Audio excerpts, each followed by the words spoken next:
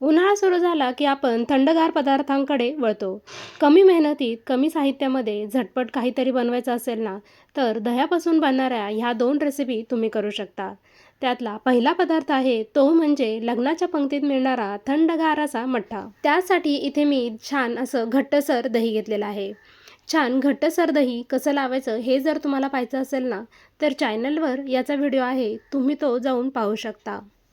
आता बाउलमध्ये छान असं दही घेतलेलं आहे. त्यामध्ये आपल्याला पाणी घालायचं आहे. जेवढं दही आहे तेवढंच इथे मी पाणी घेतलेलं आहे. तुम्हाला किती घट्ट किंवा पातळ हवं आहे त्यानुसार यामध्ये पाणी घालायचं आहे. आता व्हिस्करच्या साहाय्याने छान आपल्याला हे घुसळून घ्यायचं आहे. तुमच्याकडे रवी असेल त्याने घुसळलं तरीसुद्धा चालेल. छान दही इथे आपण घुसळून घेतलेलं आहे. आता थोडा वेळ हे बाजूला ठेवून देऊया. इथे मी भाजलेले जिरे घेतले आहे. छान आपल्याला हे खलबत्त्यामध्ये बारीक करून घ्यायचे आहे. इथे जिऱ्याची पूड तयार झाली आहे. यामध्ये थोडीशी कोथिंबीर घालायची, हिरवी मिरची घालायची. हिरवी मिरचीचं प्रमाण तुम्ही तुमच्या आवडीनुसार कमी अधिक करू शकता. थोडासा पुदिना घालायचा आहे आणि इथे मी आल्याचा छोटासा तुकडा घेतला आहे. आता सर्व हे छान ठेचून घेऊया. हवं तर तुम्ही हे मिक्सरमध्ये सुद्धा बारीक करून घेऊ शकता, पण खलबत्त्यामध्ये केलं ना तर त्याची चव छान लागते. मस्त इथं वाटण आपलं तयार झालेलं आहे. आता हे ताकामध्ये घालायचं. यासोबतच अर्धा चमचा ओवा हातावर चोळून मग टाकायचा. 1 चमचा साखर, थोडंसं मीठ घालायचं. बर्फाचे खडे, बारीक चिरलेली कोथिंबीर घालून पुन्हा एकदा हे छान घुसळून घेतलं आहे. यामध्ये थोडंसं पाणी घातलं आहे. तुम्हाला मठ्ठा किती घट्ट किंवा पातळ हवा आहे त्यानुसार पाण्याचं प्रमाण तुम्ही ठेवू शकता. इथे आपला अगदी मस्त असा लग्नाच्या पंक्तीत मिळणारा थंडगार मठ्ठा तयार आहे. अप्रतिम झाला आहे.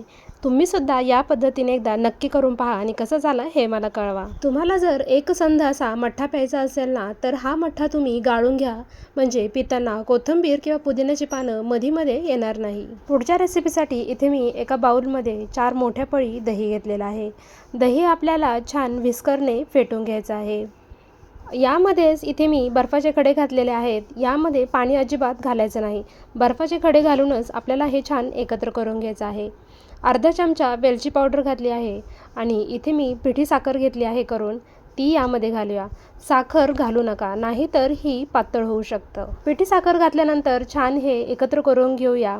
यामध्ये थोडेसे ड्रायफ्रूट्स घालायचे आहे आणि ते सुद्धा घालून छान असं एकत्र करून घेऊया. पिठी साखर विरघळेपर्यंत हे छान एकत्र करून घेतलेलं आहे. यामध्ये व्हॅनिला आईस्क्रीम घालायची आणि पुन्हा एकदा हे छान एकत्र करून घ्यायचं आहे. इथे आपली अगदी मस्त अशी नगरची सुप्रसिद्ध अशी लस्सी तयार आहे. इथे आपली क्रीमी मलाईदार अशी लस्सी तयार आहे. प्यायला एकदम भारी लागते. तुम्ही सुद्धा या उन्हाळ्यात बाहेरून आणण्यापेक्षा घरीच मस्त अशी लस्सी तयार करा. लस्सीवरती आईस्क्रीम आणि ड्रायफ्रूट्स घालून सर्व करायची. झाली ना इथे आपली मस्त अशी लस्सी तयार. दोन्ही पदार्थापैकी तुम्हाला कोणता पदार्थ जास्त आवडला हे कमेंट करून मला नक्की सांगा.